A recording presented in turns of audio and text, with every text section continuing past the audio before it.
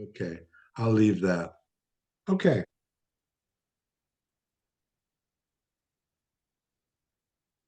All right, and I tested it a little while ago and it recorded just fine. And then the top of the screen says recording, so we should be good. Okay. So I guess I'll start. Okay. Hi, I'm Bill Kohler. Um, I'm the author of this book, Trail of Money and Death, Matteson and the Morris Murders. I published in September 2021. And yes, I live in Germany. I'd like to thank Marcellus Library for giving me the opportunity to present my version, my what I think are the facts of the Morris murders and the deeper circumstances behind murders, um, albeit a mistake. My stepbrother, who lives south of Marcellus, messaged me in the summer and said, "Are you coming on August 7th?" And I said, "August 7th? No." And he said, "Well," and he sent me a flyer from Marcellus Library that said they were presenting my book on August 7th. And I was surprised, but pleased. And so I sent a mail off and thanked him for uh, showing interest in my book and offering my help if needed. And I got the response back, "Oh, sorry, a mistake. We gave your book to an assistant to familiarize himself with the story. He didn't know it and assumed that it would be my book being presented." And they said, "No, it was Ron Morris who was presenting his Morris murders stories." And Ron Morris I was aware of him because just about the time I published my book, I was in Decatur and saw a poster that he was going to be talking at the Decatur Library around that time. And so I said, "Well, I've never gotten to see his presentation. I would be very interested in hearing what he has to say, being a Morris." Um, and So we got into this conversation. I said, "Could I have maybe a Zoom link to hear the presentation?" So we set that up, and in the process, they said, "If you'd like to, we could have you present your book another day." So we did that in September, but unfortunately, it wasn't recorded, and some people missed it, and so we decided to do it again. So here we are. What I'm going to do today, I'll give you a little background on myself, how it all started. Um, I'm going to give you, actually, I'm going to give you just the Cliff Note overview, not even a Cliff Note overview of my book. Um, if it's of interest to you, you can get it on Amazon or at any of the Southwestern Michigan libraries. I donated books all over the place just to get the record out there. It was important to me to leave a record behind of all the things that I found along this trail of money and death. It was amazing. And so you can, yeah, I'll leave it to you. I'll give you a little overview of the book, but you can buy it or lend it out and read it for yourself.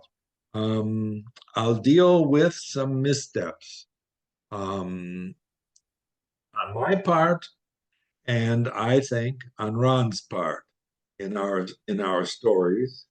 I think I got mine. I think I got mine ironed out. I hope. And I stand by the information that I presented. Um, I'll Ron points to LeGrand Anderson as the man who hired the killer of the Morrises. My book goes a totally different direction, totally, and deals with the Matteson family. Um, I'll at the end. I hope I get to it. There, since I um, published 2021, I've found a lot of new things. Amazing. Just goes on and on and on. You don't ever get to the end of the story. Um, I've run on to some very incriminating evidence that I really didn't get to before in the 10 years. Didn't manage to get to all the evidence. And at the end, maybe if there's time, I'll tell you how you can do the same that I did. It's not all that hard, really. So, guy in Germany, what? How is he? How dare he? You know, claim to be an authority on the Morris murders? Well, I came from Southwest Michigan, down by Edwardsburg, um, from the cornfields and wheat fields of rural Edwardsburg, and but my mother grew up in Decatur. My father went there as a teenager and lived just down the road from the Morris homestead. But it was my sisters and I would visit my grandmother in Decatur, and that was our feeling of unity. If it was a Saturday, we could go down to Phelps Street, and it was just a couple uh, steps down to the library. Around the corner, there was the theater, movie theater. There was Kaplan's grocery store, and a special visit was Grace Week's gift shop, where our grandmother told her, "Don't you buy anything in Japan." And so Decatur, my parents were best friends with Wayne and Liz Hall from Decatur. They lived, um, they retired next to each other in Florida. They had cabins next door to each other. So every time they'd get together, they'd talk about Decatur, reminiscences of Decatur and the people in Decatur. So Decatur is in my DNA, so to speak. Um, I don't remember hearing anything about the Morris murders growing up. Maybe I wasn't, I don't know. I just don't remember. I think it was later that I started reading about them. And my mother bought, there was a book, scrapbook history of Decatur, Michigan. It was put out by Catherine Howland in 1976. And it's just 2 volumes of articles from the Decatur Republican historical. And it's fascinating reading. And I used that, that's what I used. I discovered the Morris murders there, I think. And the editor of the Decatur Republican was Arba Moulton for over 50 years. And he was Mr. Decatur Republican. And he would haul out the Morris murders every year and reprint, and people would, he knew, he sensed there was a lot of fascination because it was an unsolved mystery. There was little um, little cause or motive, people thought. Um, so, and it was this nice couple who were just gunned down in the late evening, actually. And so, and he would reprint this article, or not an article, but the news, the story. And people would write in, editors, letters to the editor, and they would recount their memories or what they had heard. And so he kept it going for a very long time. And it's still in the community's blood. It's still of interest. But anyway, so I guess I was at Decatur Library doing my family tree. And in those days, doing your family tree was micro film, reeling microfilm, squeak, squeak, squeak. Going through, there was card catalogs, but it was hard to find things if you didn't have specific information. And that day I was probably bored, and there was a book in the Decatur Library in the genealogy room, Morris Murders. And so I picked that up and was looking through, and there were articles from the Decatur Republican that were copied in there. And I came to this one article, and it just stopped me dead in my tracks, because in this article, big bold print in the middle, was M.D. Matteson is the murderer. I have it in my forward. That actually, when you read it in context, in small in the regular print, it is openly asserted by some that they believed M.D. Matteson is the murderer, or that his money hired it done, because they say he is the only person who could have any reason for wanting them out of the way. So I thought, never heard that name. I've read a lot. I've heard a lot. Never heard that name. It just confounded me. How is this possible that even if it's just hearsay or assertions, why hasn't that name come up? And truly, in the 50 years that Arba Moulton reprinted these stories, that name was never used, which is strange.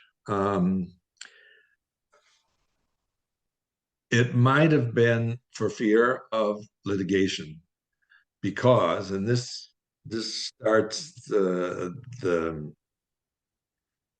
book. The Morrises were the founding family in Van Buren, first settlers in Van Buren County. They came there, and well, when Dolphin Morris came to Van Buren County, well, it wasn't Van Buren County yet, that area, there weren't any roads. The roads came later, after Michigan was established. And then there were bills that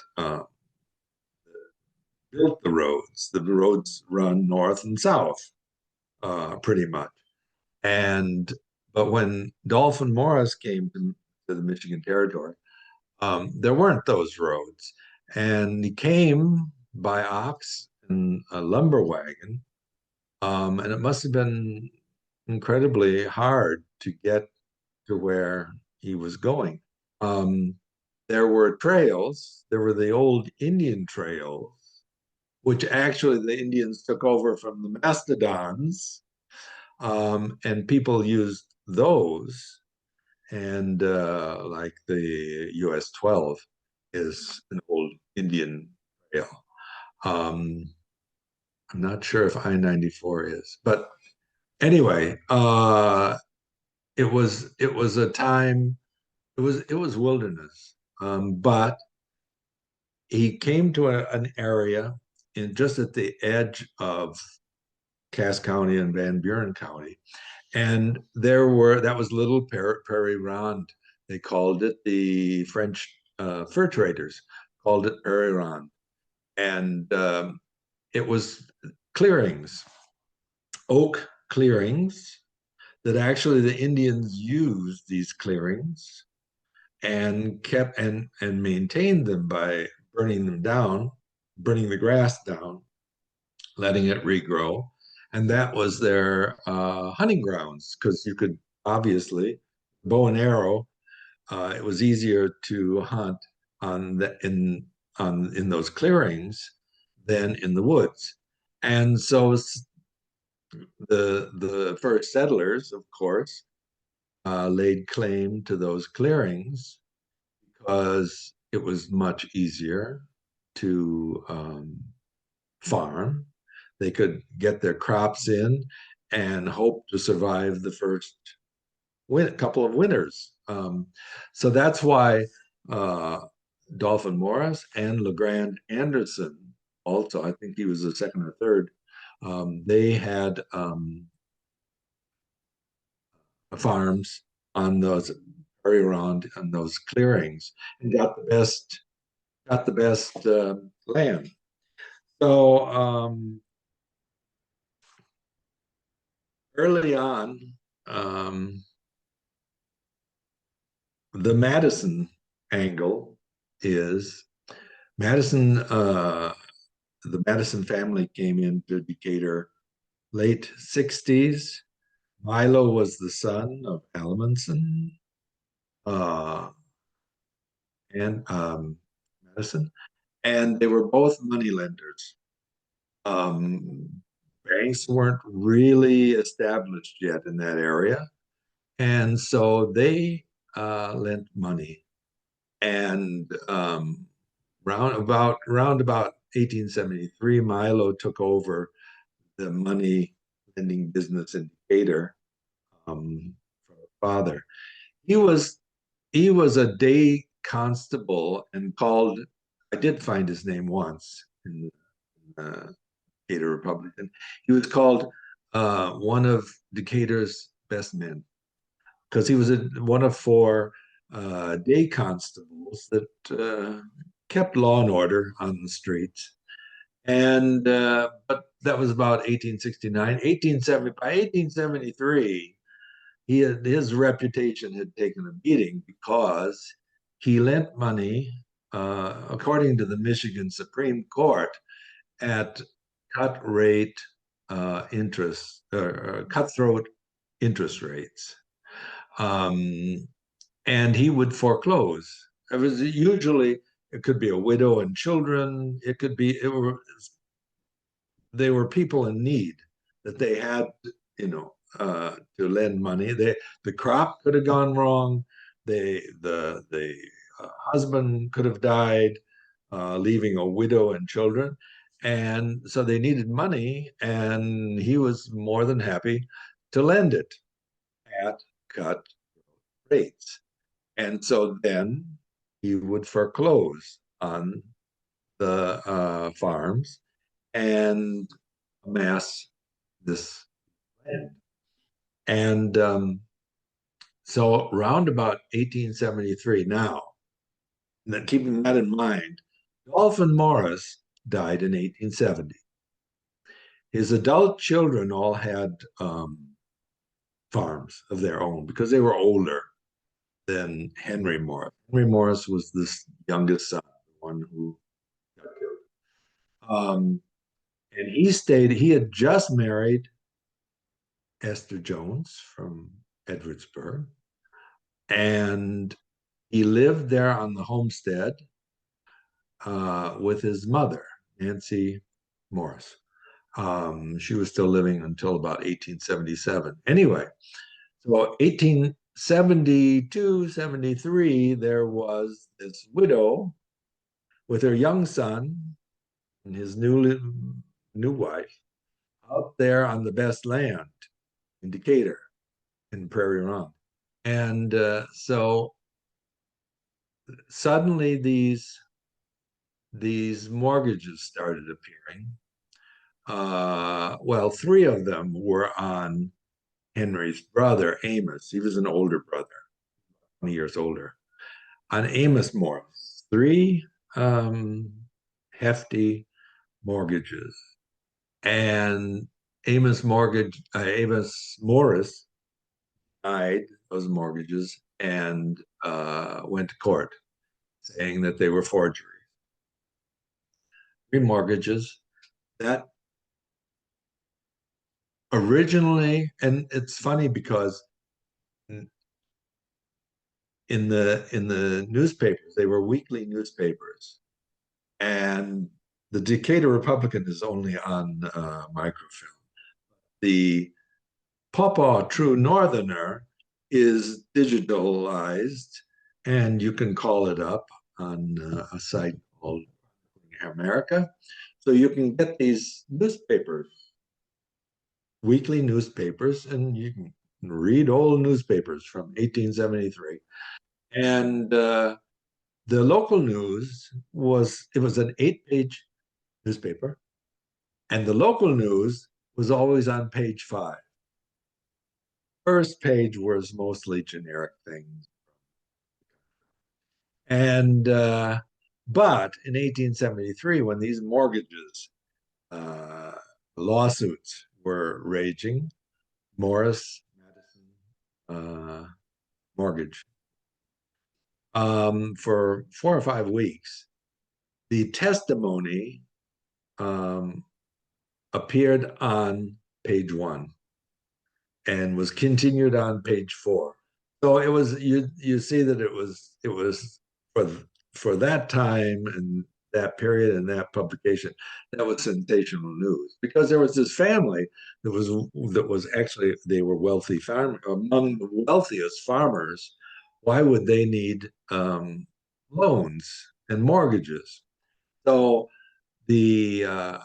so Amos Morris actually, Matteson, Milo D. Matteson, Milo DeHart was convicted for forgery in that lawsuit.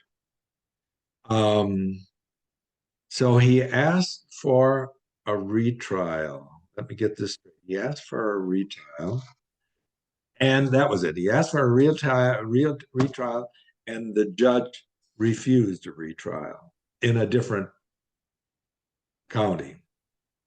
But the judge resigned the same day. And in resigning, his judgment, or his judgment that against a retrial was void.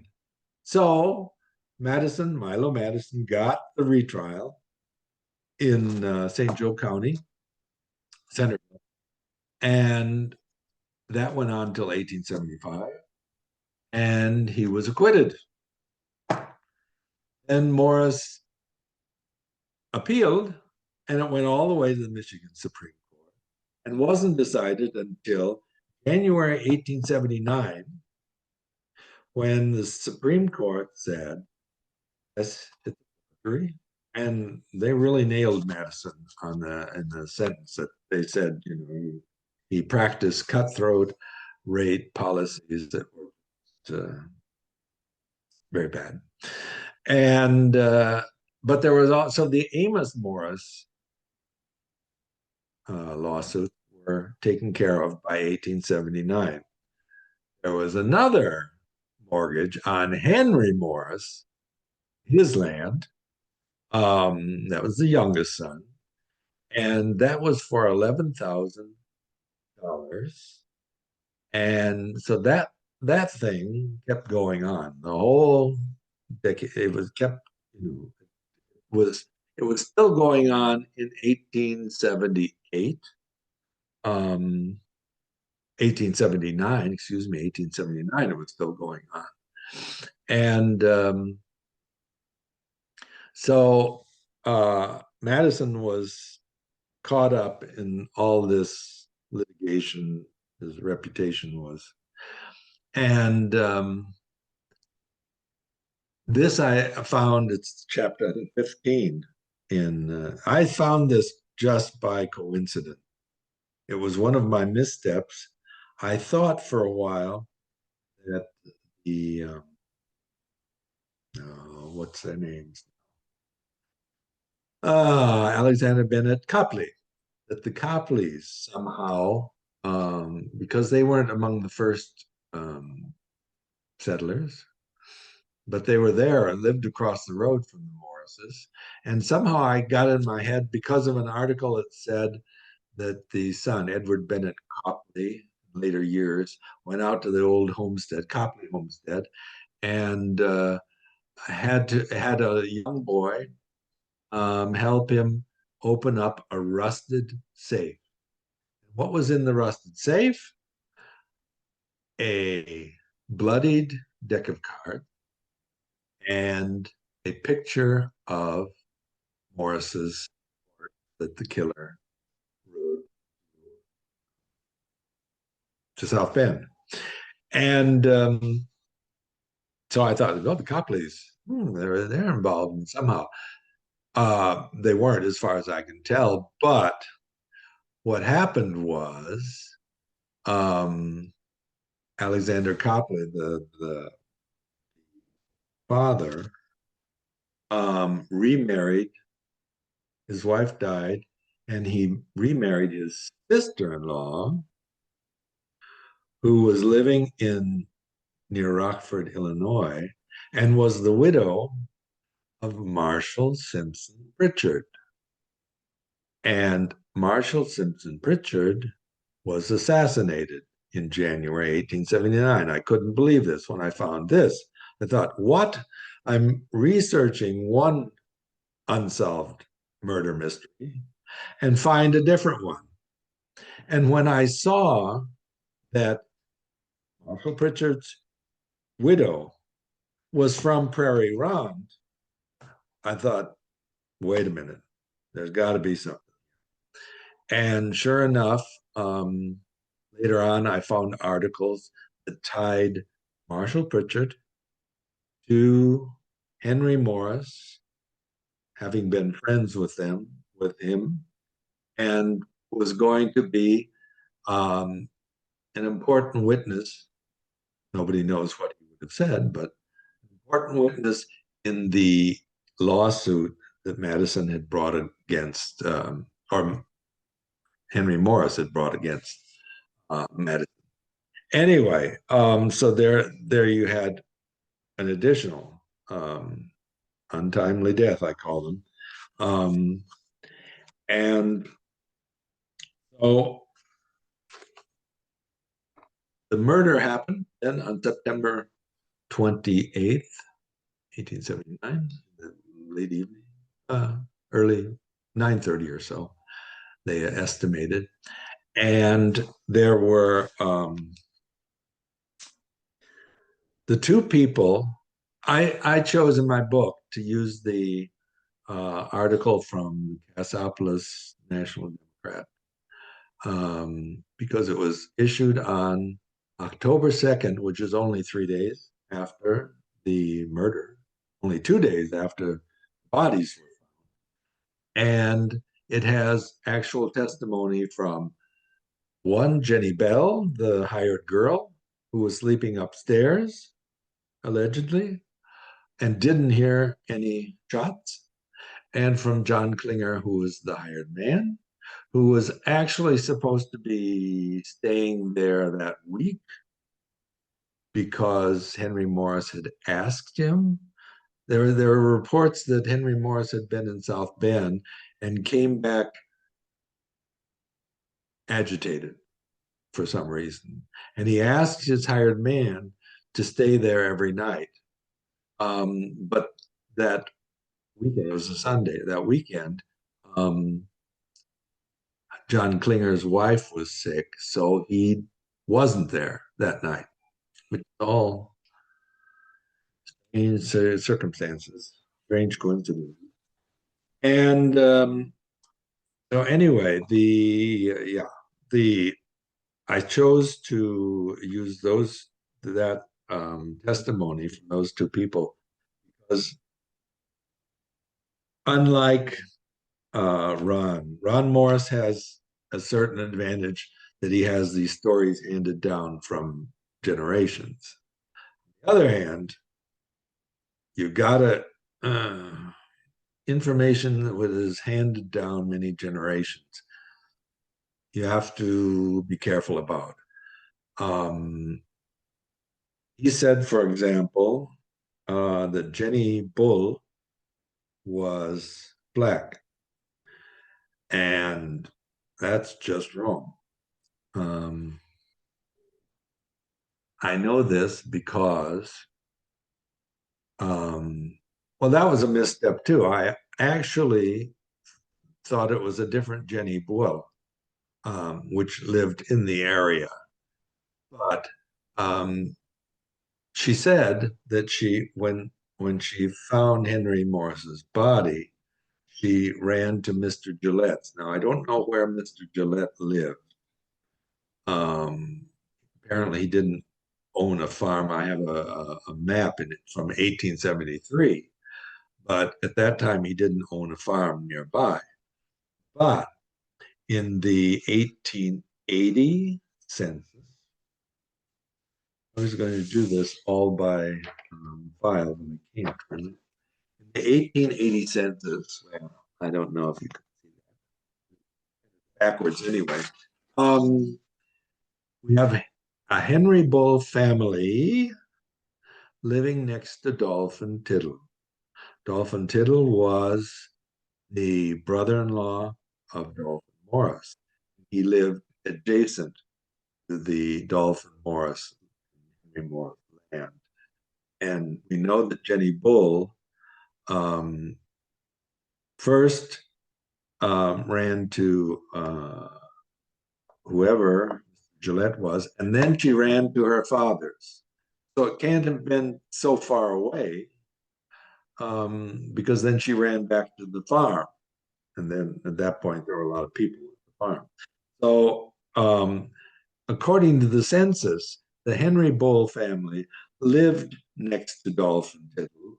Dolphin Tittle lived next to the Morrises. So this must be Henry Bull family, and the oldest daughter is Jenny. So using that, there is after the names, the first column is race. And all the way down are white. There weren't that many black people in Van Buren County in there were the first family came in about 1850, but not in that area. Jenny Bull wasn't black. Now, so I found Henry Bull and Nancy Bull were the parents. It wasn't that far. It wasn't in ancestry.com to find the Henry Bull family and Jenny Bull. And what happened to Jenny Bull? She married Fred Phillips in 1881, I believe. It was Jenny Bull Phillips. And it wasn't that hard then to find Jenny Bull Phillips on Find a Grave. It's a site that cemetery walkers fill. You have graves, the gravestones from cemeteries. Sometimes you have pictures of the people who are buried there. And sure enough, Jenny Bull Phillips, this lady,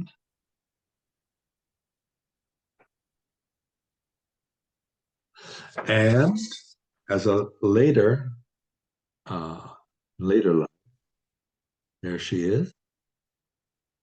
And there was a text attached to her, and it said, "My great-grandmother Jenny married a man who did not treat her right. Her husband came around only long enough to get her pregnant. Jenny had to work long hours as a baker for a fancy hotel in order to support herself and her 4 children." There you are. I contacted I found her too, the great-granddaughter of Jenny Bull, and she lives near Wichita. And she had never heard about the Morris murders. And I asked her if I could use, well, I mean, the pictures are already on Find a Grave, but I asked her if she would allow me to use her information. And she said, "Well, will will it have any bearing on my great-grandmother's guilt or innocence? And I said, no, she was never found. Uh, uh, there was never suspicion. And to say, excuse me, I must push back on this. Say that Jenny Bull was not there that night out with her boyfriend. There's no there is no proof of that because there weren't any witnesses. Um, one should be very careful spreading that kind of information because you can only go by fact, and there is no record that Bull was black. There's no record that she was out with her boyfriend that night. Somehow that's been contrived. Or show me the proof. So where are we now? We've got the Mattesons through the Mattesons.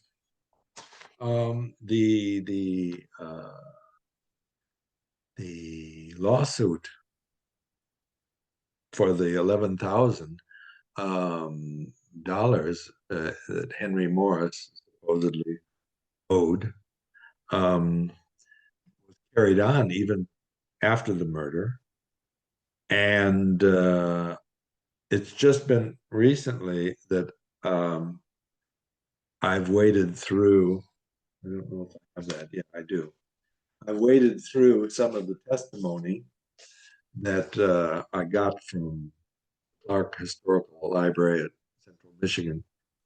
This guy, I found that there were the Elias Morris papers were at the Central Michigan University, and I asked if it would be possible to get copies. Guy wrote back, "We have conducted a page count of the entire holdings of this collection, which includes 79 pages of barely legible to illegible documents written on onion skin in iron-based ink that has since feathered and rusted through the paper. It's illegible. There are a total of 443 pages of materials. 101 pages seem to be the report from Elias Morris to the Pinkerton headquarters. That's wrong. It's the other way around. It's the Pinkerton investigation by Elias Morris. All of the documents in this set of 101 pages are in good shape. That's true. They're in very good handwriting. And I transcribed them. I spent a winter, maybe not a winter, quite a while, typing the Pinkerton investigation. I thought it's in a box in Central Michigan University. It should be that's information, relevant information that should be out there. And so the appendix to my book is the Pinkerton investigation. The other 342 pages include the 79 pages of deteriorating papers, and they have many notes from the court case, transcriptions of testimony, as well as general notes about the murder. They do not seem to be written by Mr. E. Moore. God. So that's partly why I never got to reading through all the transcripts of these trials. In the meantime, I've more or less seen that there are three different times. There's transcripts from 1874 in the Amos Morris lawsuits. There are transcripts from 1879 pre-murder. There are transcripts post-murder in 1880.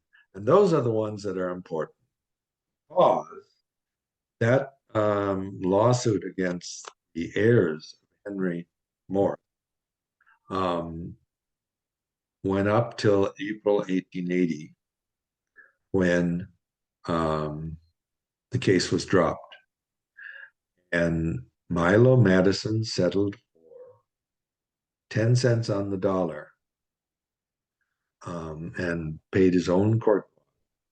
This was a huge, because the 11,000 supposedly interest had gone up to 30,000 or something. That's an incredible amount for 1880, and the court costs weren't cheap either. So why did he drop the case in 1880?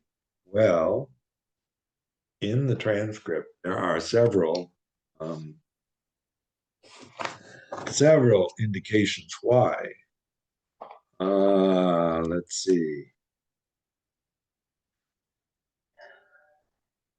One, the lawyer asks Milo Matteson if he knows a certain person, and his lawyer always objects, and he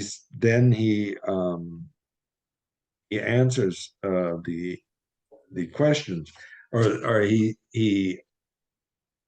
the lawyer says the witness has heard Milo Matteson say. One, he says that,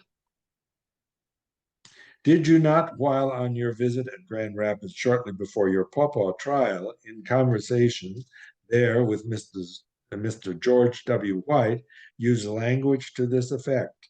If the old lady, meaning Henry's mother, was out of the way, I would have but little trouble to collect the mortgage. Another place, he said he saw her one day. Oh, I had a good mind to strike her horse and make it run away and kill her. In another place, he says that Morris won't live to testify against him. The very incriminating information, incriminating statements.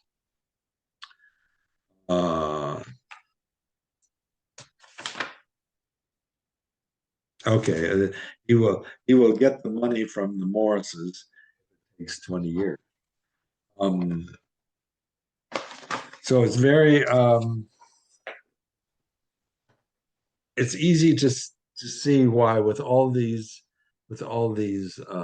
incriminating statements that he made to other people, that he might get scared and drop the case and settle with the Morrises. That seems to be the case. The Matteson stayed around in 1880. They had their first son, and then in 1881 they took off. They knew where they went at that point, but they moved to Gunnison, Colorado. Colorado at that time, it was known as a state that didn't easily extradite people. At the same time they were in Gunnison, Wyatt Earp and Doc Holliday were there, camping down by the river. They weren't there for long. They were there for a few months. But it's fascinating that 1881 was only 5 years after Custer's stand, and there was Indian unrest in Colorado, farther west of Gunnison. But it was, when they initially went there, it wasn't that, it was frontier. It was frontier. They said they would look, and it was booming.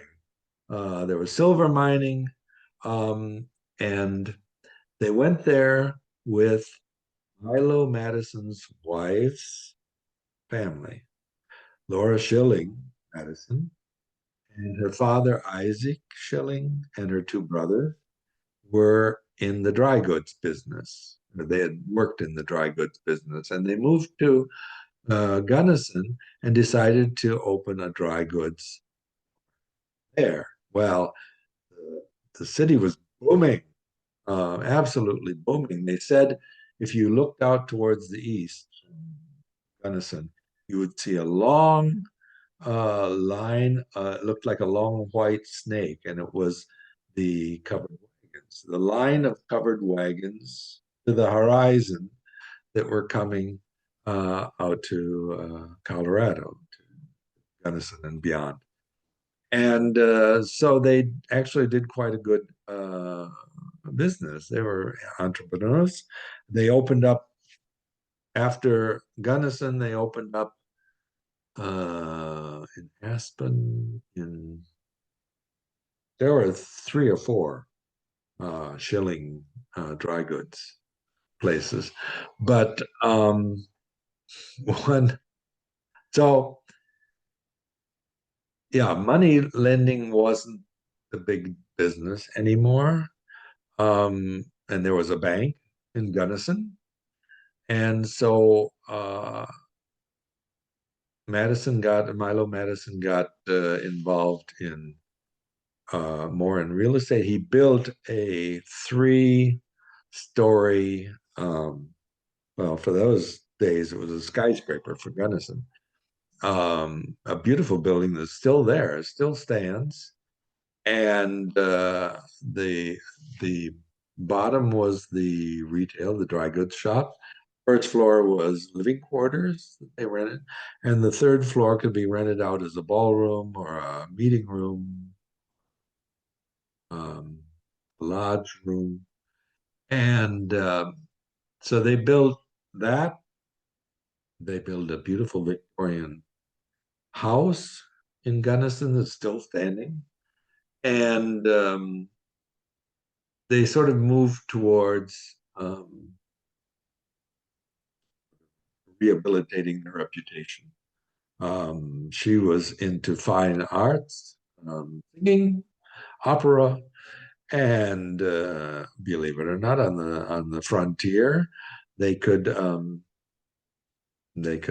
the fine life and go that way. Um, Milo, unfortunately, I can't show the pictures. Yeah. There's a wonder. It's in the book. A wonderful picture of the fire brigade in Gunnison. Um, Very high quality, not so much in the book, but the photo itself is very high quality. You can see it's a long line of firemen, and you can see each person's face. If you had names, you could identify them. Not identified. The only person that's identified in this picture is M.D. Matteson, who is standing because he was sort of influential in founding the fire brigade there. And he's on a horse behind the line of firemen. And unfortunately, when the picture was taken, he moved his head. So it looks like Two-Face. So that was the only, well, not the only, one of 2 poor pictures that I had of Milo Matteson to put in my book. So yeah, they lived in Gunnison for about 5 or 6 years, and he tried placer mining at one point south of, uh, founded a little town called Dallas, Colorado, and they tried placer mining, which was actually for the environment. It was very bad. It was somehow running rock through water, spraying water and rock, and to get the metal. But apparently, it wasn't too successful because he gave it up. And in 1886, they moved back to the Midwest. First to Kenosha. They were in Kenosha for 2 or 3 years. His father had some real estate there, which was um, subdivided. So that money was made there before they moved down to Chicago. And they were down in Chicago about 1892. And this was the high point of Chicago, the golden age of Chicago, the Chicago Exposition of 1873, 1893, and must have been spectacular. Um, that's where the organizers said, because the previous exposition had been in Paris, and they had built the Eiffel Tower for the exposition. And so the organizers said, we have to out Eiffel Eiffel. And they came up with, someone came up with the largest, well, not the largest, only Ferris wheel. The first Ferris wheel, which was enormous. And it was right there at the exposition. And go around the Ferris wheel, and you could see all the alabaster buildings of the exposition. You could look down on Buffalo Bill's Wild West show right next to the exposition. You could look out and see the 17 quote unquote skyscrapers of Chicago at that time. And so they moved up the social ladder in Chicago and settled in actually the north side of Chicago, near Lincoln Park, and lived a very luxurious life. Built a beautiful graystone house, beautiful. I found an article about how Laura, how she loved to entertain, and she entertained 400 people in this house. And I actually contacted the person who lives in that house nowadays, and she's an author, and she knew about Milo Matteson, that he lived there. Didn't know I sent her a book too. And she didn't know all the things that he got into. But she laughed and she said 400 people. I don't know how with an orchestra on the landing, I don't know how they must have come in shifts, because she said, I can't imagine 400 people in this house, but beautiful, beautiful house. So they lived a good life until 1912. In 1912, Milo went to New York. His uncle, who was a rich real estate developer, was ailing. His son, his only son, had died in early 1912. So the nephew, Milo, went to New York to see about his ailing rich uncle and died. He had a heart attack in a hotel in Buffalo. So that was the end of Milo Matteson, his story. So I have that. That's that. It was fascinating. It became, the Morris murders became actually a biography of this family,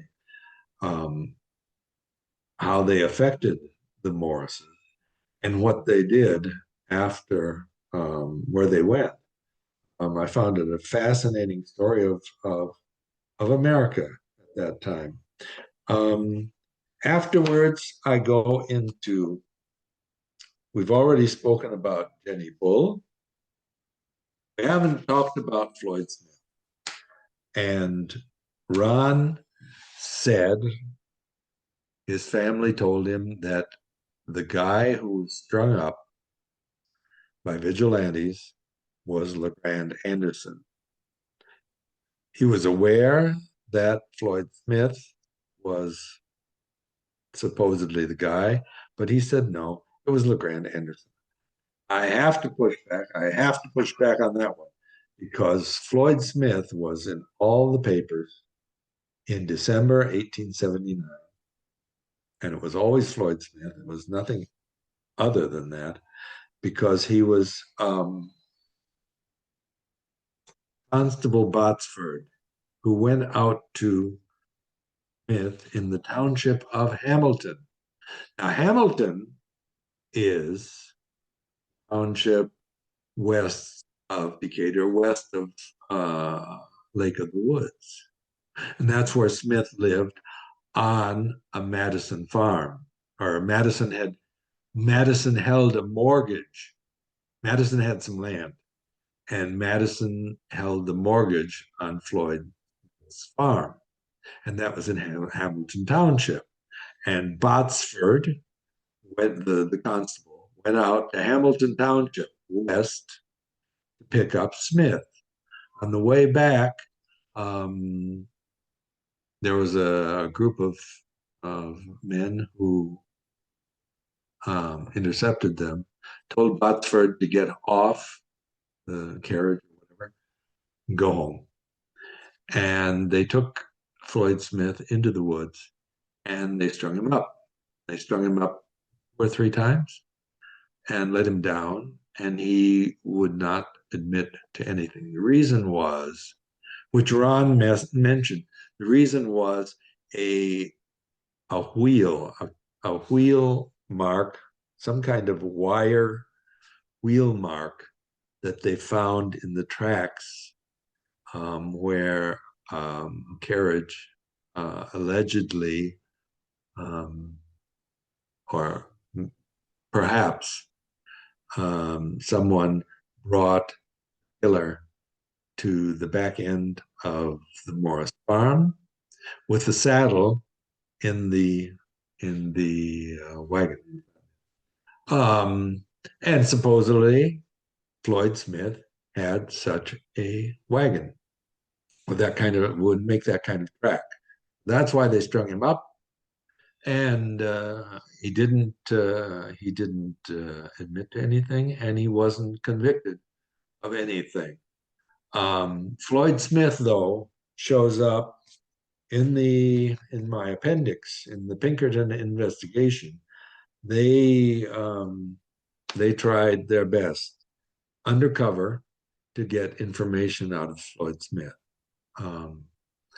and even then he wouldn't divulge anything. What is interesting about it, Floyd Smith was a gopher for Matteson, for Milo Matteson. It says here, the editor to Northerner, the examination of Floyd Smith commenced this morning at 10 o'clock before Esquire Haynes. Officer Botsford testified of having conversations with Smith. The latter told him that about 3 days after the murder of Morris, Matteson came to him and wanted him, Smith, to allow his, Matteson's, mail come in his name, that a pencil mark on one corner of the envelope would show the letter to be from Matteson. Smith also stated that his wife put a stop to the proceedings. Examination was adjourned to 1 week from today. But nothing came of that except Alice Smith was his young wife. She was, I only think she was 21 or so. And she died in the summer of 1880. And there is in the scrapbook history, later on in the 30s, there was an article that Arba Moulton printed. It was called "The Tragic Story of Floyd Smith," and it tells that story. And it says that his wife died of stress. I haven't found any death certificate for her, but it seems to me dying from stress. That's kind of, anyway. She died in the summer of 1880. Floyd Smith lived for 4 more years. I think he died he died, of course. He died in 1884. There were a lot of people who died in 1884. That was a bad year for Witnesses: Jerome Coleman, the lawyer who witnessed the Morris mortgage. Arthur Thomas was a young boy who was let me think now, he was the cousin of Milo Matteson. Yeah. And in the testimony, Milo Matteson's father, they ask him if they know Arthur Thomas. Yeah, I think I know who that is. Well, it was his nephew. Give me a break. Anyway, Arthur Thomas also died. There was a slew of deaths in 1884, and I've never found any reason. It's just that it's a it was a season of untimely deaths, especially for two witnesses of the mortgage. But anyway, so Floyd Smith, yeah, Allie died in 1880. Floyd Smith, he jobbed around, was kind of lost. Seemed like a lost soul. He ran a shooting gallery in Paw or Lawton, and which only lasted about a winter. And he died in 1885. Supposedly, as Ron said about LeGrand Anderson, of the neck injuries that he had. But that was Floyd Smith. No doubt about that. To me. Okay, so Ron brought up LeGrand Anderson. And LeGrand Anderson, first, the father, was the second, and did have his farm, the southwest corner, met the northeast corner of the Morris land. And yes, they both created a cemetery, right, where the two farms. It was called the Morris Anderson Cemetery, but later it was turned into the Anderson Cemetery, name-wise. And actually, the road takes a little turn around, or a little curve around that cemetery. That was LeGrand Anderson, the father. The son, LeGrand Redmond Anderson, he was also known as. I tell you, I didn't find anything. I didn't find in 10 years of research, I didn't find anything. LeGrand Anderson's name comes up, of course, but not in connection with the Morris murders. Found him connected with the Morrises one time, and that was a lawsuit Milo Matteson had against, I think it was the heirs of Henry Morris. It was all the Morris brothers and LeGrand Anderson.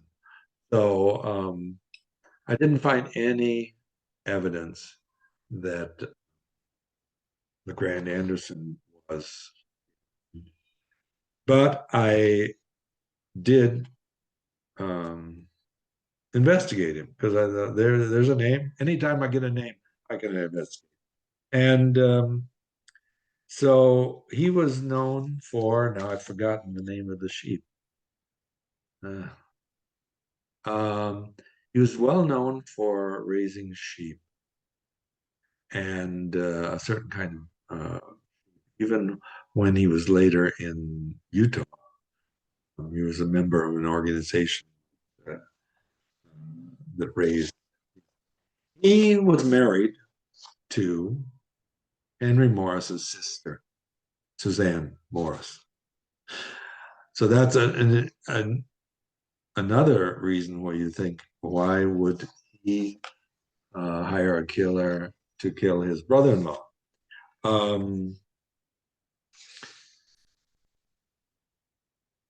he, no, I'm gonna get mixed up here.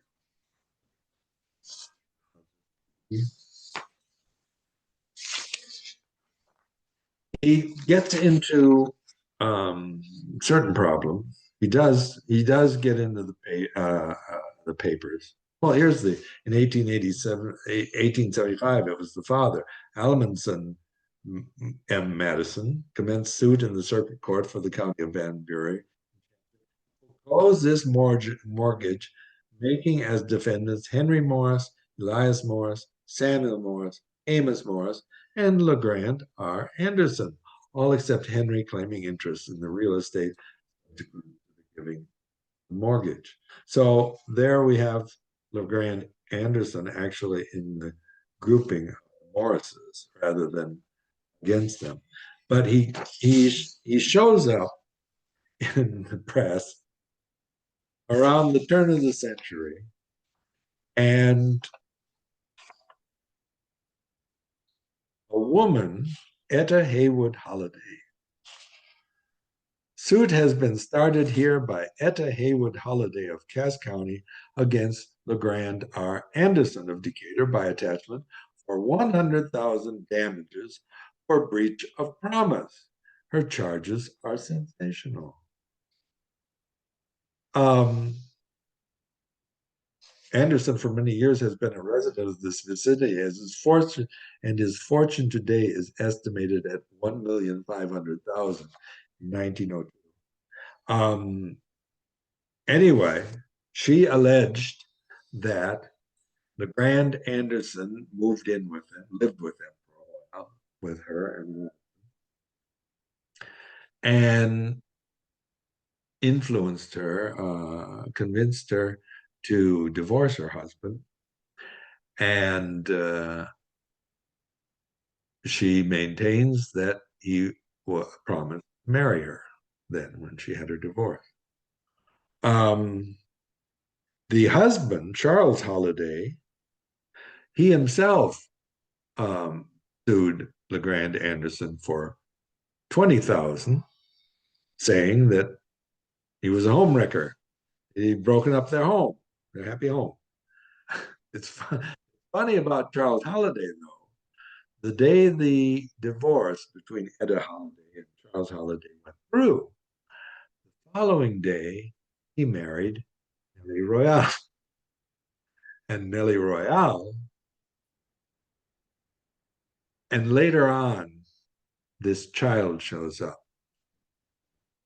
And supposedly, the child is the issue of the two, but they weren't even married at that time. So possibly there was a son born, Manistee National Park up there, National Forest somewhere in that area. It could be, but those are the facts. The facts are that the day the divorce went through, the next day, Charles Holliday married this Royale, and later on, Nellie Royale had a son who was already 8 years old. So anyway, that apparently didn't come to much. The LeGrand Anderson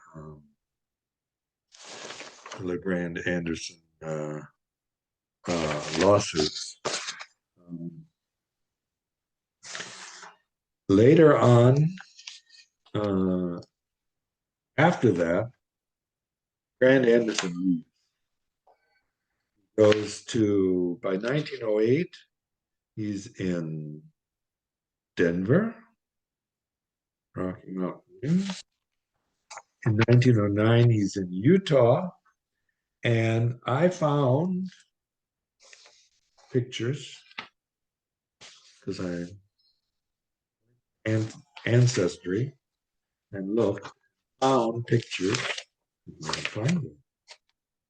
Oh dear, there they are.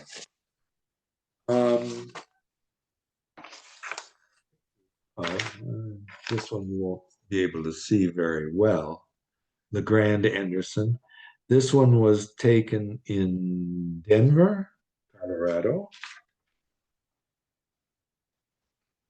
This one was probably later. This is probably towards the end. This was probably as he looked when he was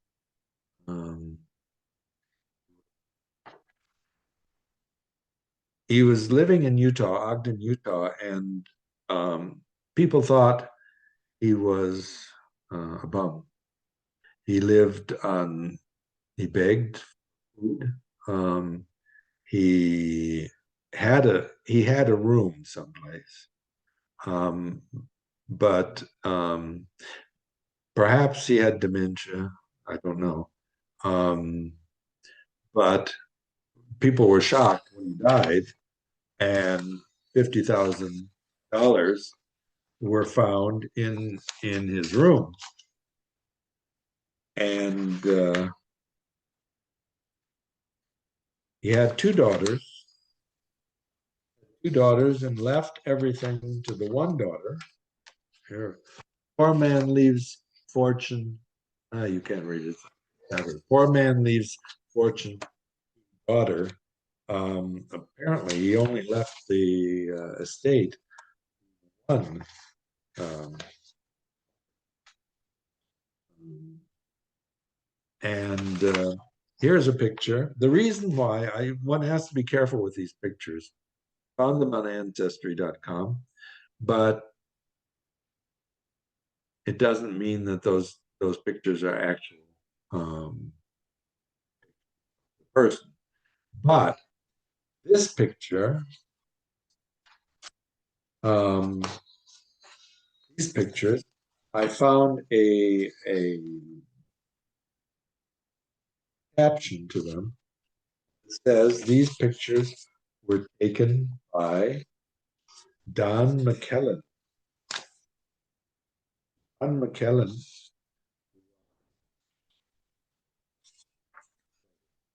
photos from Don McKellar descendant. Both families were early settlers of Little Prairie Ron, Virginia, Cass County, Michigan.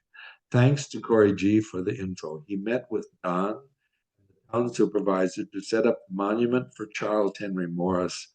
Cemetery marker is vandalized because of the murder. At Don's invitation, made copies of the pictures. So there's reason. And Don Wilson McKellar, 1934 to 2007, was the grandson of Mary Grace Hammond, who was the older daughter of LeGrand Redmond Anderson. He was the great grandson of LeGrand Redmond Anderson. So there's reason to believe that that is LeGrand Anderson. And I think this is special, a younger picture of him. I hope you can see that. That was LeGrand Anderson, and probably the older child. She was born in Mary Grace Hammond, later Hammond. She was born in 1863. So that picture might have been 1867. And so that picture would be of Susanna Morris Anderson, the sister of Henry Morris. And I've never seen a picture of her, but that, because he was only married once. And from the style of the picture, the late 60s, that's possible. So because of the caption, I take those for full work.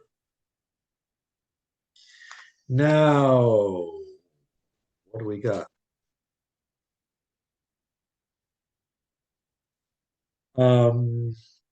Grant Anderson. Got him killed off. I should talk about, I should talk about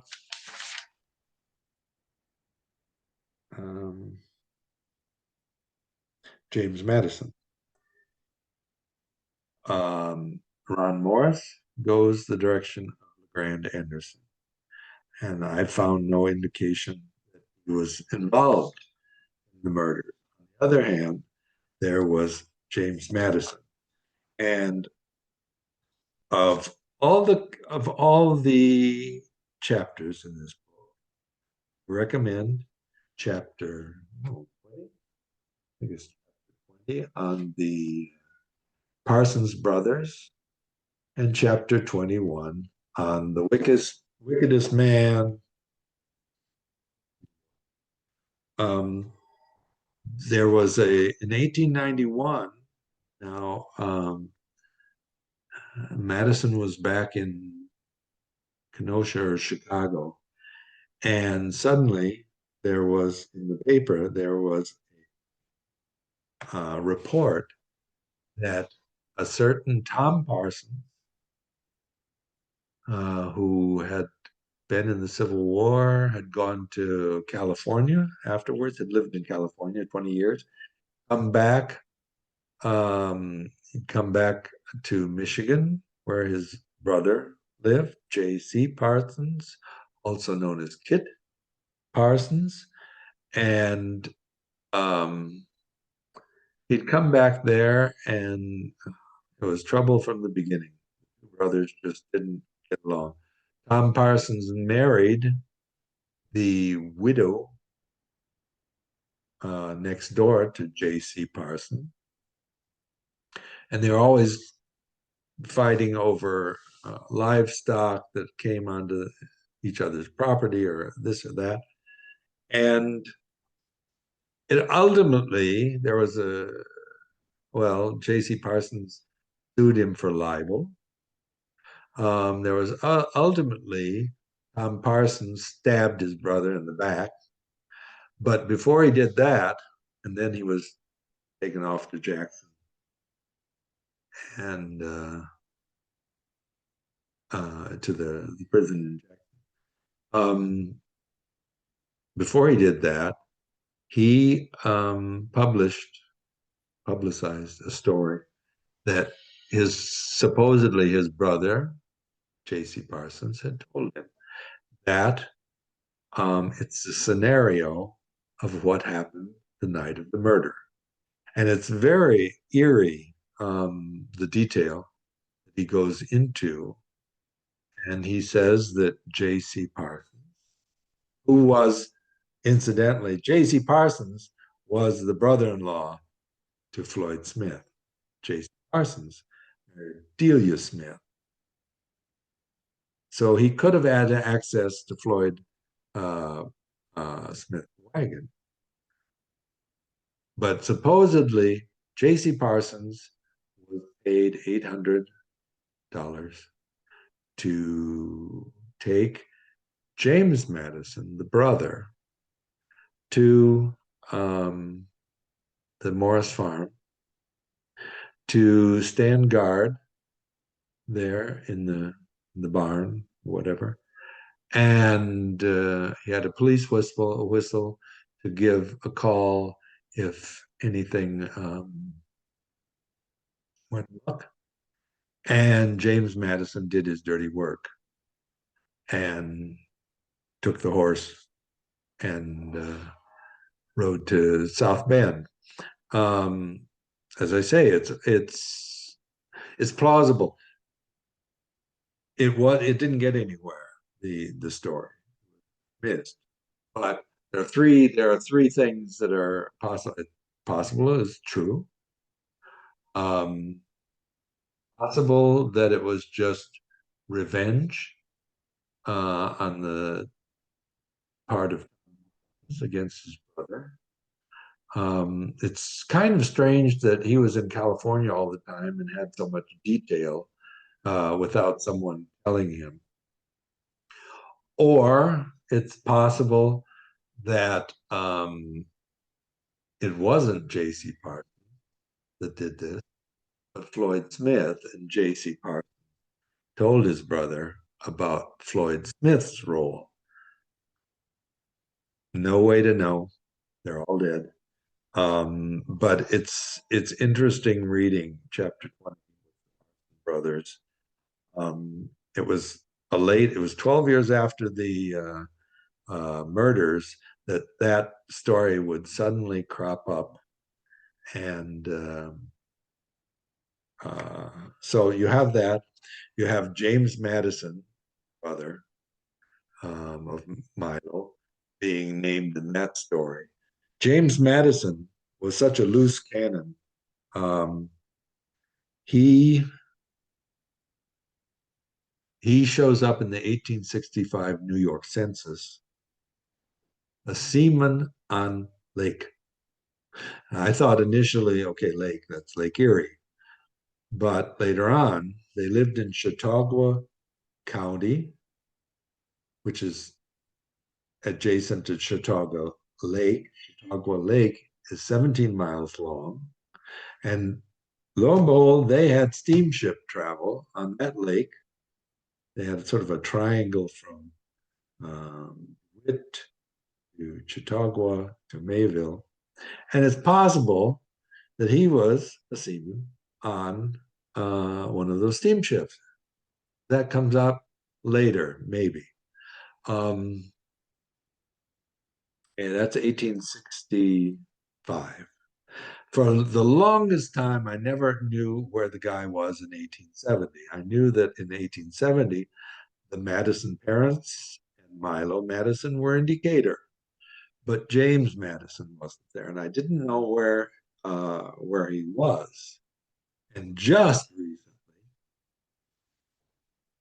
recently, I found in the Prescott, Wisconsin Journal, the school board have engaged M.J. Matteson of Decatur, Michigan, as principal of the city school for the coming year.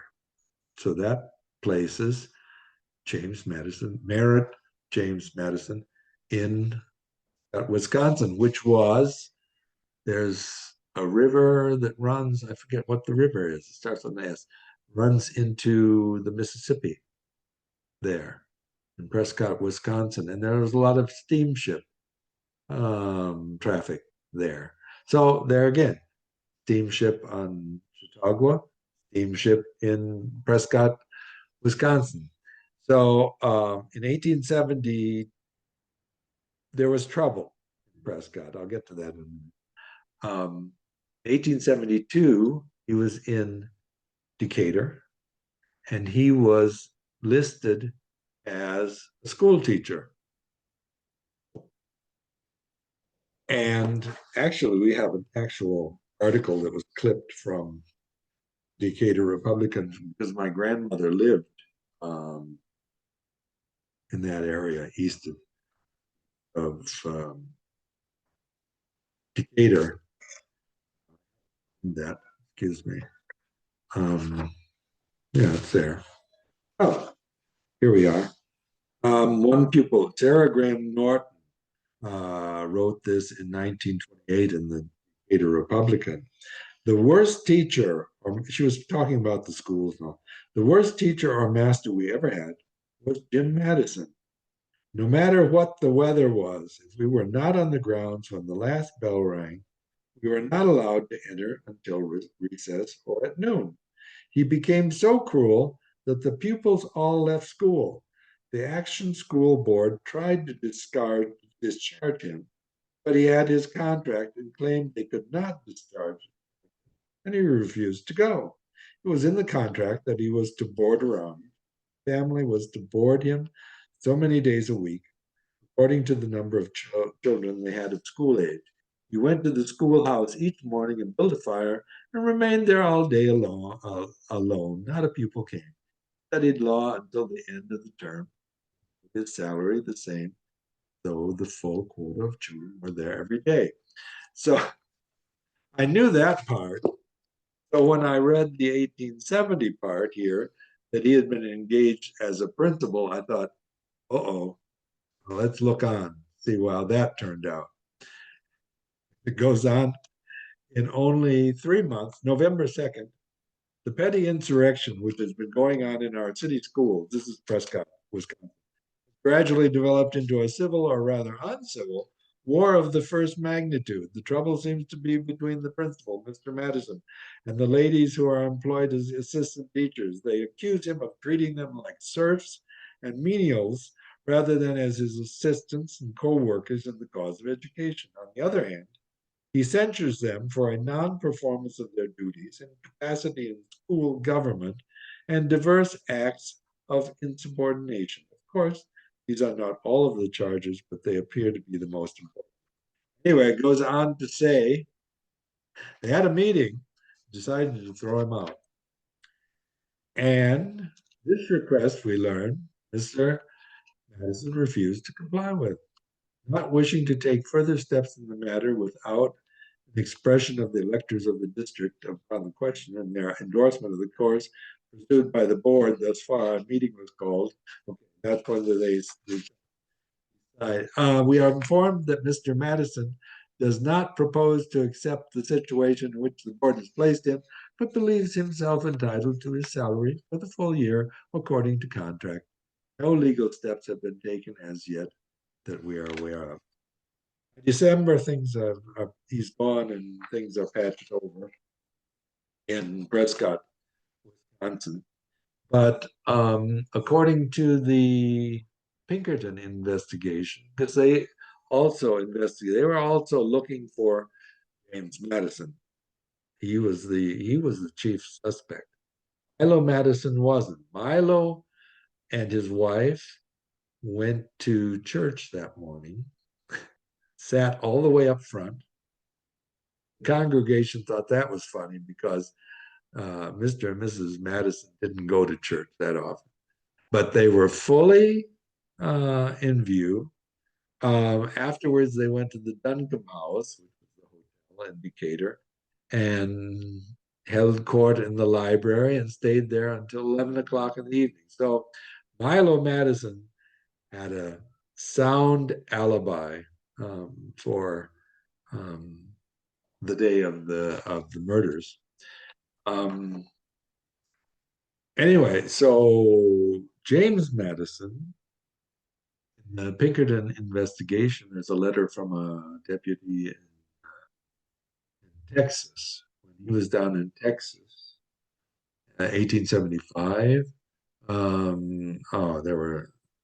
There was trouble down there. He had charges against him. He put up bail and then jumped bail and left. His wife was there. His son was born in Austin, 1877.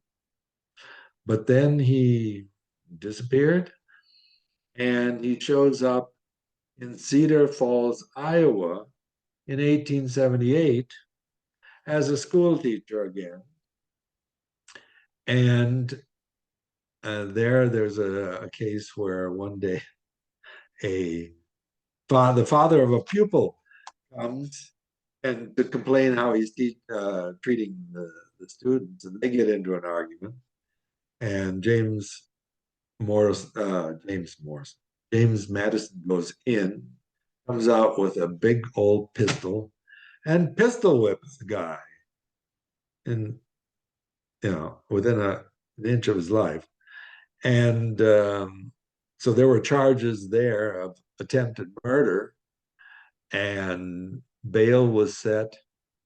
Bail was met, and he jumped bail again. And they said in Cedar Falls that he would have to come back and face the charges. Only death or insanity could save him from, being charged with attempted murder. So, James Matteson,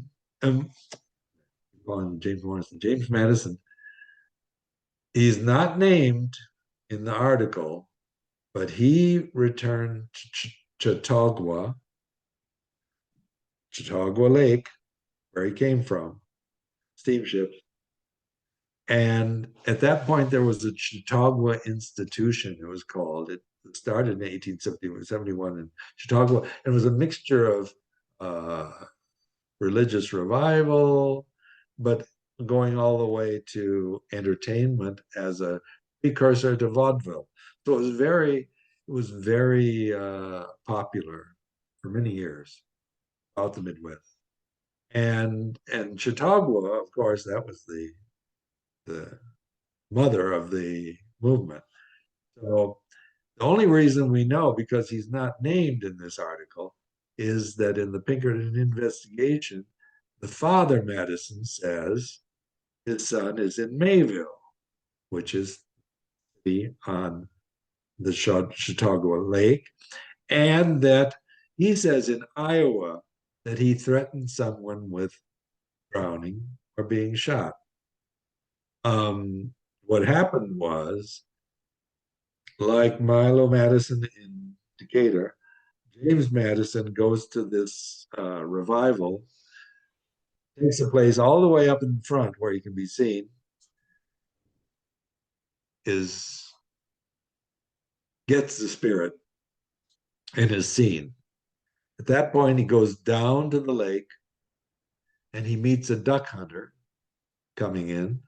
Duck hunter has a gun, and he says hello and friendly to him, and he says, "Do you mind if I look at your gun?" Duck hunter says, no, gives him a gun. And James Matteson pulls the gun on the guy and says, now you have a choice. Would you rather be shot or would you rather drown? And so they get into a tussle, and other people there have to pull them out of the water. Both are okay. But of course, these are grounds for insanity, aren't they? And so James Matteson, without a name, but we know it's him, is taken to Mayville. And then he's put in an institution in DeWittville, in an insane asylum in DeWittville. Well, in 6 weeks, he's escaped from the insane asylum and has maybe can plea insanity. So at that point, it becomes kind of mucky because some people in Chicago, because the father and mother live in Chicago at that point. Some people say they see James Matteson in the year before visiting his parents. There are witnesses that say Jim Matteson, did I say Morris? James Matteson was seen with his brother Milo in Decatur. There's a report in the Pinkerton investigation that there was a strange coincidence, a strange happening in Bloomingdale, that's northwest of Decatur. And that's where J.C. Parsons lived. And supposedly, Tom Parsons said James Madison hid at J.C. Parsons before the murders. He was there, he was maybe there at J.C. Parsons, but near there, there was a sawmill, and there was a funny incident, and it's in the Pinkerton investigation, that a guy walked into the offices or house of the sawmill and wanted to talk to the manager, who wasn't there. And the girls, the hired girls that were said, he's not here at the moment, but would you like to take a seat and fetch him? And it's described in the Pinkerton investigation how each time that the girl went by, he wasn't sitting where he was supposed to be. He was sort of snooping by the safe or looking in the papers and so. And so finally, the sawmill operator came, but he had left. The sawmill operator heard what was going on, ran after him, said, "What were you doing in my office?" And the guy said, "Well, I'm a doctor. I thought maybe you needed medicine." And he pulled a prescription. The guy didn't believe him. He pulled out a prescription, filled out a prescription for the guy, and said he could take it. And strangely enough, the on the prescription paper was, I think, M.M. Dale, M.M. South Haven.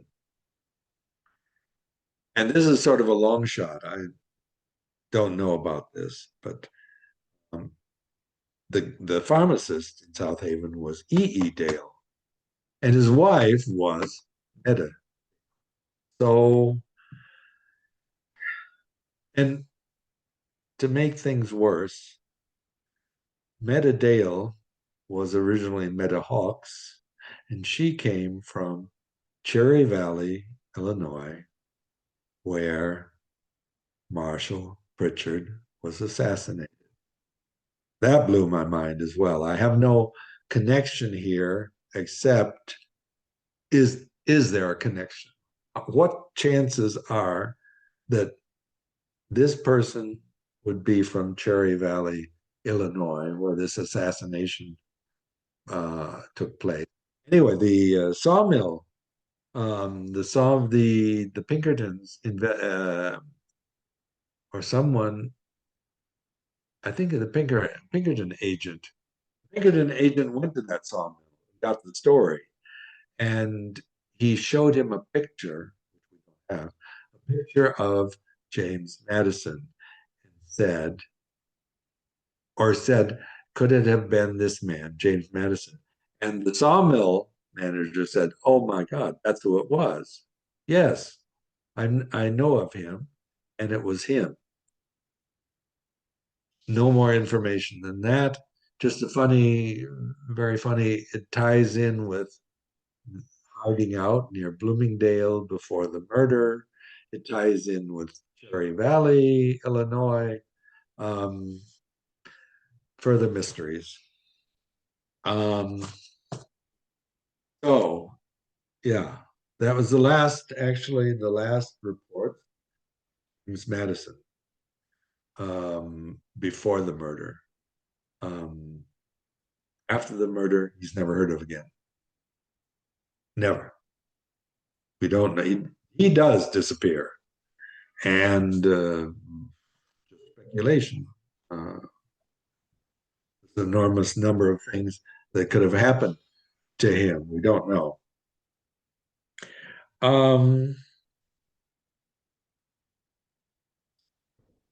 Testimony. I guess the last part I'd like to get to, I've talked about the incriminating. No. There's one, I almost forgot it again.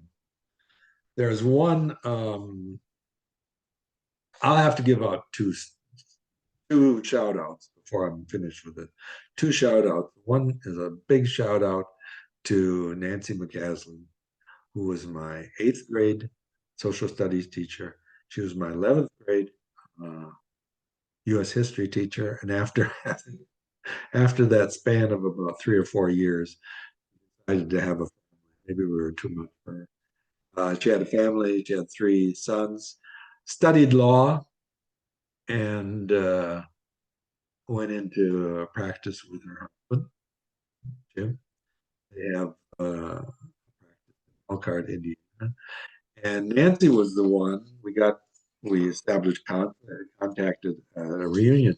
And I asked her, because it was a total, all along, until I published, it was a secret. I never told anybody because I didn't know if it was going to be anything.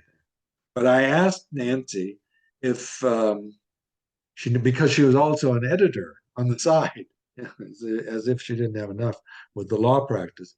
She also edited. And I asked her about copyrights. I didn't know things about publishing and copyright. And I told her why, that I had run onto these murder mysteries, and there was so much connected, and so it was she who would send me emails, say, how's the book coming? And it wasn't. I was still in the research because I was still I'm still finding things. But at one point, I thought, after a few years of this, I can't tell her again that I haven't got to start. And she was very gracious and said, if you'll send me a chapter, I'll look at it. And if there are any suggestions I can make, I'll make them. So actually, the title of my book I worked out with her. There was a little dialogue about what the title of the book. But she was very helpful. Motivation was very, very key to the process, getting me moving. Anyway, there's also I have to uh, shout out to two more people. One is Chris Hain, who lives in Evanston, Illinois. Because I was only aware of Elias Morris, this picture of Elias Morris. It's like an etching from one of those biographical pictures. And lo and behold, I ran on to this picture of Elias Morris. Not very clear, but much better than the etching. And this is a picture of the Dunning family reunion. I'm sorry that the quality isn't better, but here is Elias Morris as an older man. You can't see. But I was impressed by these pictures because I had never seen anything like it. And so I knew I had them and all, and I sat on them for months. At one point, I thought there are people who are researching their family tree that would kill for these pictures. So I went to ancestry.com. I looked at you can see the researchers and how many sources they have referring to one person. So I could see the leading genealogist investigating Elias Morris. So I wrote them. I wrote 4 or 5 of them. One of them was Chris Hain himself, who his pictures were on the internet, and said, "I have these pictures, and I think you'd be interested in having these pictures of Elias Morris." And one woman, shout out to Christine Goes of Marcellus, Michigan, as it turns out. I wrote to her, and she said, "Well, I'm not related to the Morrises, but the story has always interested me."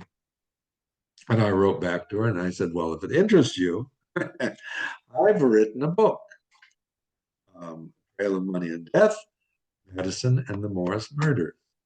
She wrote back and said, "Matteson, is your Matteson any relation to E. Hart Matteson?" And this was like gold for me. This was like gold. T. Hart Matteson, what? And she said, "My great great grandmother or so in White Pigeon had a photo album, and there's a picture of T. Hart Matteson. He's always been a mystery to us because he's not related to us. We've always wondered who it is." I wrote back and I said, "Well, I'll send you a book and you'll find out who he was." I wrote actually about biography of his. And so I said, "Could you send me the pictures?" And she did. It is. And that's D. Hart Matteson. Actually, it looks a little spookier on the screen than it does in life. And on the back, it said, She said it says D. Hart Matteson, the burger of Van Buren County. And I thought, burger, what's burger? Maybe different word. Maybe it's burger, maybe it's money, word for money lender. But then she sent me also the back of the page. I don't know if you can say it. Oh no, it's backwards. I'm sorry. Backwards. It says D. Hart Matteson, the forger of Van Buren County. So at the time where he had had his sensational trial retried in St. Joe County, that was probably, who knows how they got this picture, who knows. That was, for me, that was gold after writing a biography about this person, after having the picture in Gunnison where he's turned his head and you can't really see his face. That was gold. Oh, the humanization. Last thing, almost the last thing, is the humanization of these people, especially of Henry Moore. We know him as the son of the wealthy settler. We know him as the husband to Esther Jones. But we don't know much about the families. They're just names and achievement and offspring. But I thought at one point, you've got older brothers and a younger brother. Samuel Morris was 23 years older than Henry Moore. Amos Morris was 20 years older than Henry Morris. How did they feel about the two oldest were young men when that farm was being built up? So it's often the case between siblings that the older siblings say the younger siblings had it easy. And it could be that way too. Um, so I did get into some of the humanization. I mean, one of the things you have to ask yourself, is Henry Morris had a pistol under his pillow. Why the heck didn't he take the pistol to the door if there was a knock on the door? That's the question. That's an assumption. You just assumed that somebody knocked at the door. He went to the door. Without his pants? Unlikely. With his pants and he was undressed on the porch? Unlikely. We don't know. We don't know why he went to the door and his pants were found on the manure pile.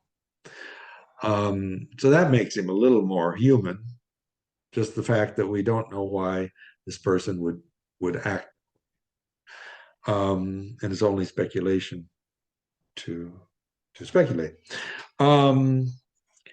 Here in the Pinkerton investigation, now this was the mother of Milo Matteson who lashed out against the Morris. Mrs. Matteson also said that Mr. Morris was a worthless, drunken wretch and that he stole $400 from his father, that he would buy his wife a box of kid gloves at a time, and she would wear one pair until they were a little soiled, and then give them away, and that she was a very vain woman, also that she had always carried a pistol with medicine. Okay, that makes him more human, but is it the truth?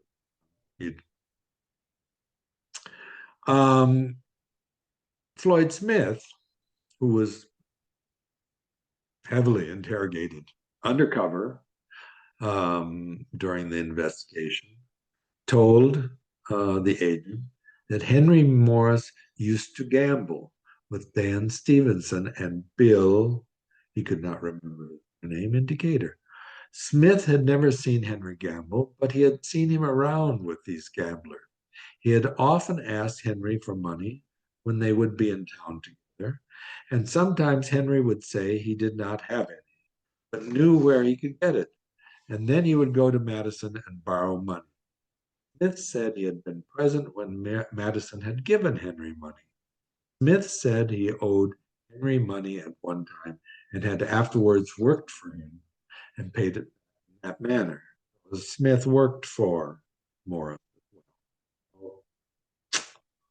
He could have known the layout. Investigated if they investigated if Jim Matteson had been living at South Bend, but found nothing. Samuel Morris said that if he ever received any money from Hart Matteson, referring to Henry Morris, if Henry Morris had received any more money from Hart Matteson, it was in gambling debt and therefore illegal. It must be said also that in 1878, Pawpaw had banned all billiard halls in Pawpaw. You think about the music band, Oh, We Have Trouble, right here in the city, Capitol stands for pool. But it appears from what Elias Morris says that Milo Hart Matteson had a billiard table in his office where he frequently got Henry into gamble. There they passed sums of money backwards and forwards across the table. Henry frequently said if he ever signed his name to any note or paper, it was when he was drunk and did not know it. So there you have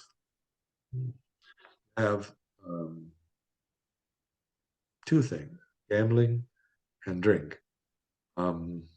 So that makes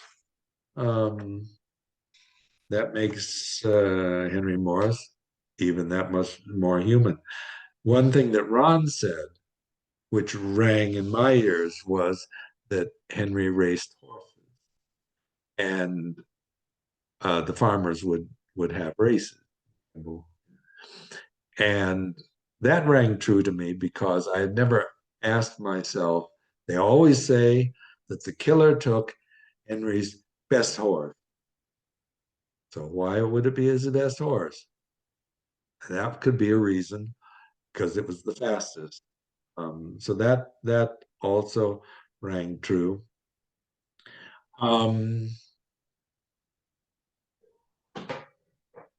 At one point, Amos Morris says, I don't know if I can find it very quickly. I should be able.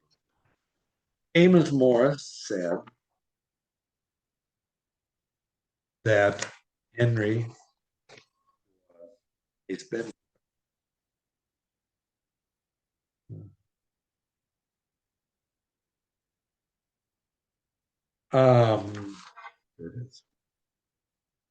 Amos Morris came home with Milo Matteson.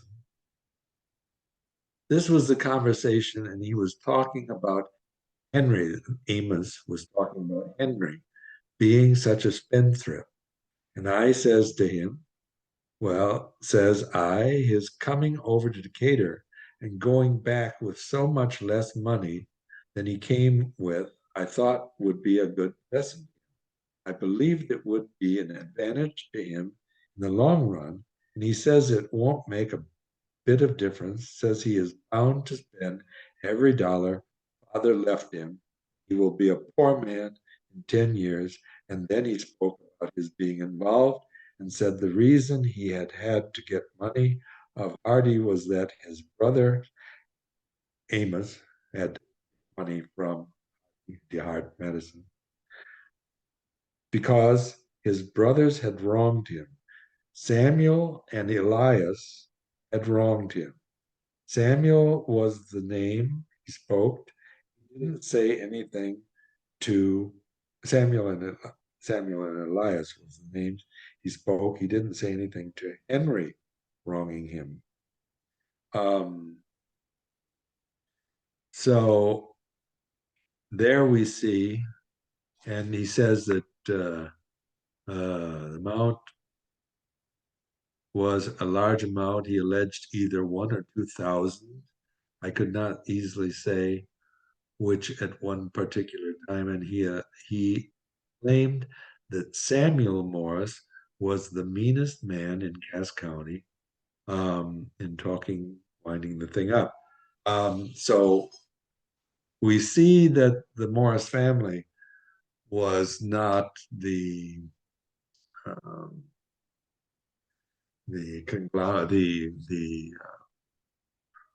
did not represent the harmony that we might think that the Morris brothers um, uh, had. Um, that was Amos Morris talking about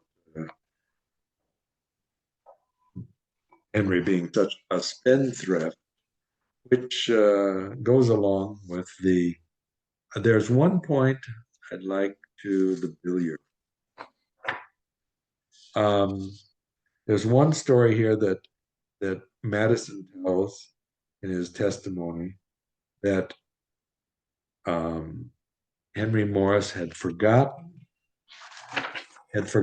to take mortgage with him when he had done this mortgage business. There was a mortgage and a note, and Matteson says the desk, and he took the note and forgot to take the mortgage.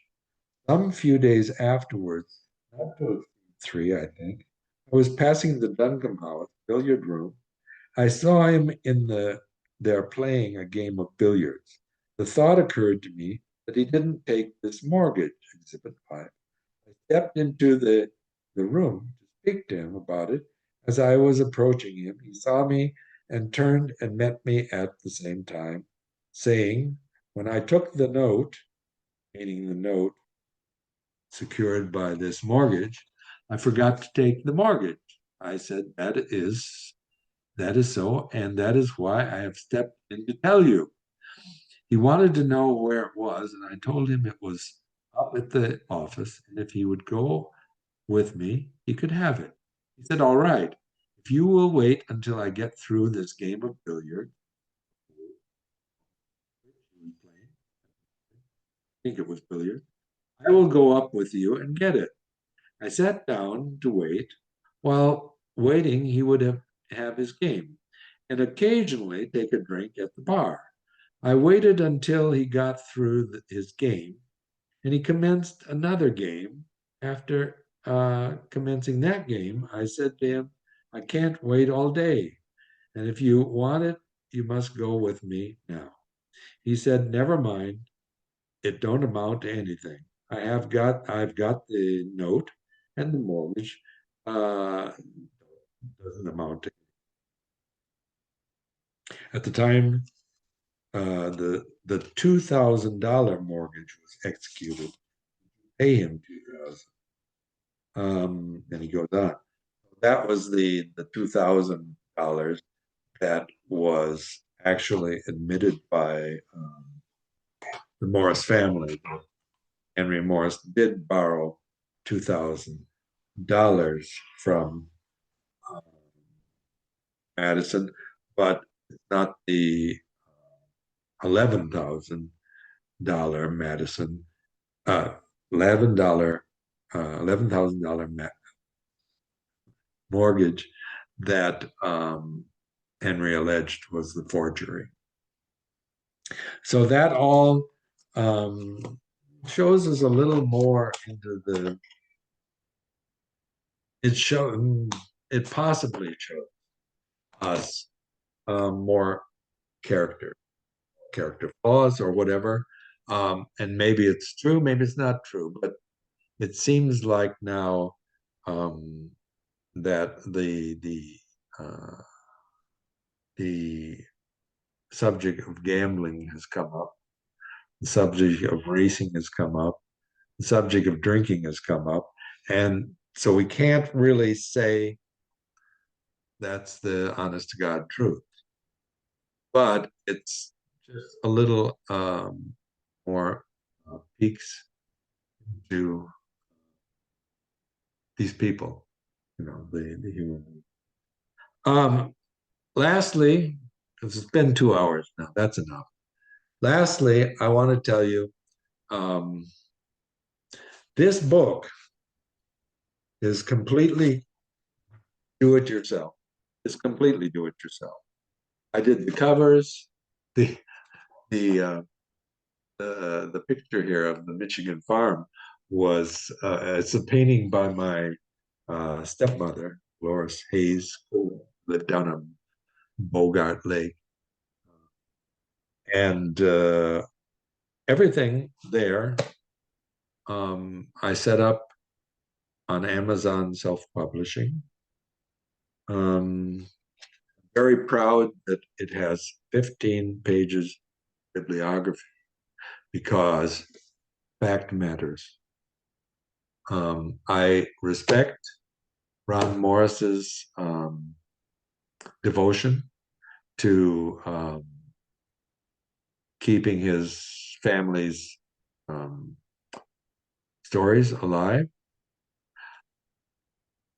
Although I push back on, well, a number of things I've said. I push back on Jenny Bull being black and LeGrand Anderson being the hirer of the hitman.